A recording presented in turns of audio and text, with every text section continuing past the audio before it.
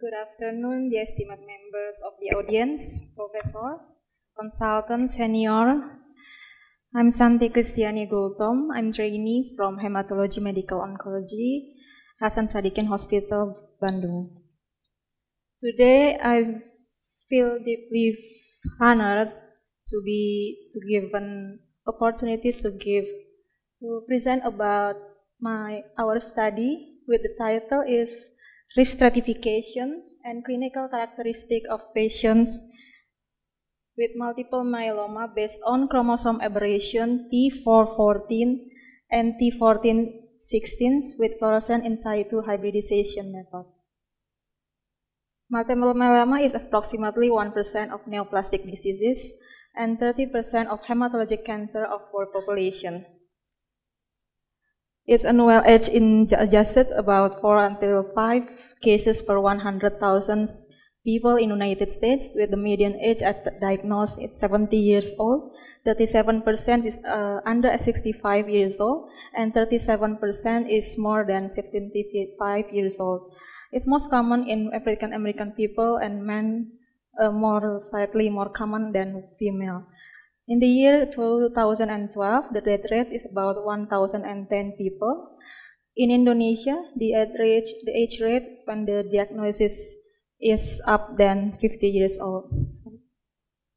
Multiple myeloma is a cancer of plasma cell in the bone marrow.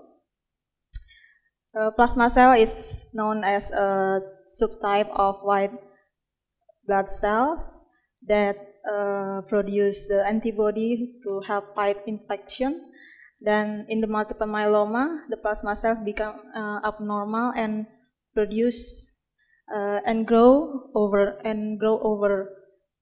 The overgrowth this will lead the multiple myeloma defining events. There are many prognostic factors that can help us to give the stage for multiple myeloma.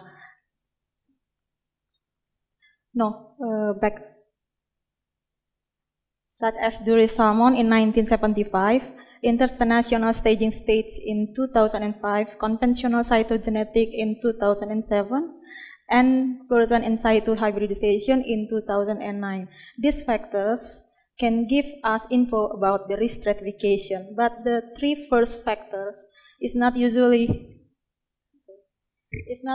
used to determine the need of choice for therapy. So the last factor, FISH, fluorescent in situ hybridization, can be used to help us as a prognostic and predictive factors, which mean that we can use it to determine the risk.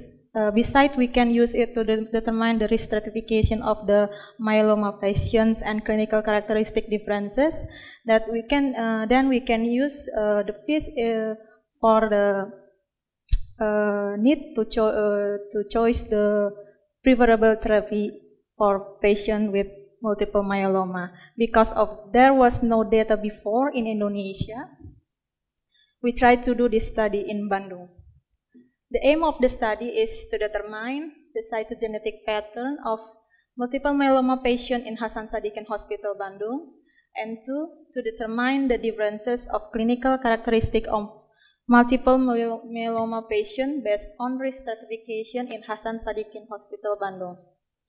This is the risk stratification from MSMART Clinical Guidelines 2013. Which divide the multiple myeloma patient into three subgroups: high risk, intermediate risk, and standard risk, which have each chromosome checked. As a sample, in high risk, we can check the deletion 70P, T1416, and T1420. In the intermediate risk, T414, deletion 13, and in the standard risk, all other including hyperdiploid and T1114 and T614. We use the probe that we used in this study is for the high risk is T1460 and the intermediate risk is T440. Slide. Yes, this is the treatment, the new treatment from the guidelines 2016 from the transplant eligible and transplant ineligible for newly diagnosed MM. I want to undermark that every patient mostly need the proteasome inhibitor or novel agent for the high risk and intermediate risk group in multiple myeloma. Slide. Methods is descriptive study and consecutive sampling. Slide. 29 multiple myeloma patient, inpatient and outpatient in Hasan Sadikin Hospital Bandung were given written consent, and there were screened according to inclusion and exclusion criteria. Then we have 25 patients were eligible for this study. From this patient that we had that their data taken, such as age, sex, calcium, creatinine, hemoglobin, bone X-ray, and cytogenetic tests with the probe T414 and T1416. The cytogenetic test will release the risk stratification was ascertained, which was high risk and T1416 and intermediate risk T414. From all the data we have, the characteristics differences between the risk stratification, high risk and intermediate risk can be concluded. Slide. The results were statistically evaluated by using Severo-Wilk test and Pear-T test, Fisher exact test, and p-value less than 0.05 to show that the significant statistically result. Slide. This is the result that the clinical characteristic of patient with myeloma patient in our hospital.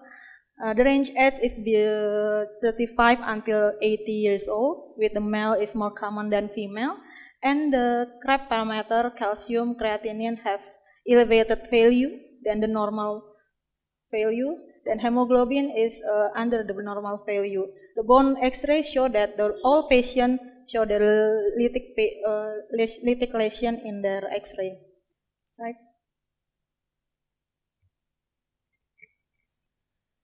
This is the cytogenetic pattern of MM patient based on the probe T414 and T1416. We can conclude that the patient with the high risk group T1416 and the patient with in the intermediate group T414, it was almost the same. This is different with the some previously research in some countries that they have a lower number of patients in both probe T414 and T1416. In Fonseca, M. Smart, Kumar, and Lasdin and Asia, the number is less number than the Indonesia. In Bandung. Slide. This is the fish result. We can see by using electron microscope. The green light, when collaborate with the red light, it will give us the melted orange light. Then the orange light will give us the info that there was the translocation between the chromosome is happened. So in our patient, sample number 6, female 54 years old, in probe T414, we can see that there is orange light that we can conclude that this patient is in intermediate risk group. Slide. Second sample, I take from the sample number 15, female 54 years old. We can see that the orange light is in the probe T1416.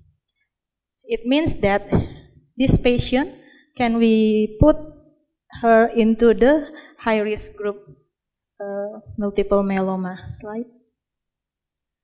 From the clinical characteristic pattern based in sex, age, calcium, creatinine, and hemoglobin, the calcium only is the parameter who gives the significant statistically value for multiple myeloma, with the value in the high risk group is more elevating than the value of the calcium in the fish for intermediate risk group. This, the others, sex, age, creatinine, and hemoglobin, is not give us the information about the significance statistically. Slide. Yes. Then we try to look after calcium level based on sex category between the intermediate risk and high risk group. Right? Yeah, we see that the male in the group, high risk group, have elevated level of calcium more higher than the intermediate risk group. Then he have the p-value and are less than 0.05. It means that this result is significant statistically. Slide. As a discussion, I write down for some paper from some research for some countries. First, Brenner etc. They found the male one that diagnosed multiple myeloma 60% with age rate 69 years old with median 20 and until 91 years old. Kumar etc. The diagnosed MM 60 years old, age about 50%. And age the diagnosed MM 70 years old, about 85%. From NCCN, male age rate 62 years old and female age rate 61 years old. From Hilman Tajuddin Center, age rate more than 50 years old, about 65-71% from 70 mm patients in Darmais Hospital. From cancer statistics, rate incidence more common in female is about 40 until 44 years old, and if they get older, the ratio increases 2 times. Slide. The limitation of the study is our study just only use sample 25 patients, and we only use 2 kids probe T14 and T1416 due to the lack of the resources.